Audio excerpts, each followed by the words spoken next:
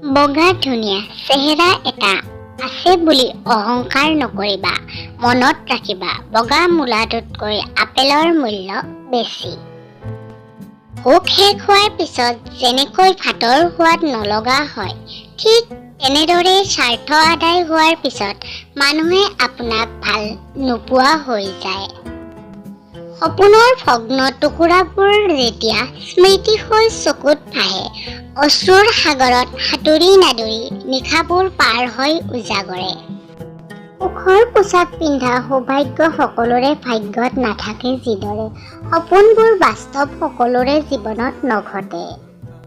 জীয়াই থাকোঁতে যদি খবৰ কৰিব সময় নাই, তেন্তে মোৰ মৃত্যু হ'লে তাৰ কাৰণ জানিব ব্যাকুল নহবা, কাৰণ সেই অধিকাৰ তোমাৰ নাই।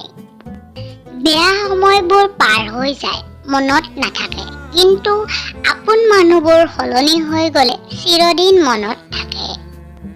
মানুহৰ জীৱনটো এডাল মোমবাতিৰ দৰে, আনক পোহৰ দি থাকোঁতে নিজেই জ্বলি শেষ হৈ যায়।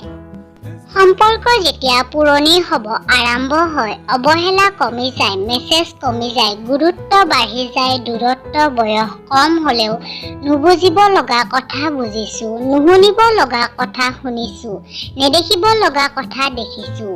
বেলেগ একো নাই, মাত্ৰ পৰিস্থিতিয়ে বাধ্য কৰাইছে দুখীয়া জীৱন।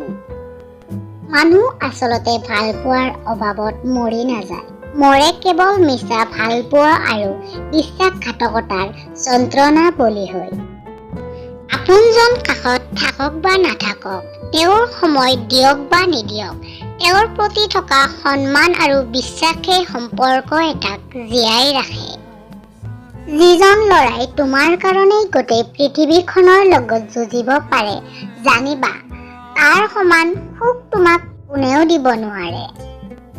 ভাল সময়ত কাষলৈ অহাবোৰ বেয়া সময়ত আঁতৰি যাব পাৰে, কিন্তু বেয়া সময়ত মূৰ থোৱা কাণবোৰে কেতিয়াও লগ এৰি নিদিয়ে। সেয়ে বেয়া সময়ত বন্ধুবোৰকহে কাষত ৰাখিব লাগে।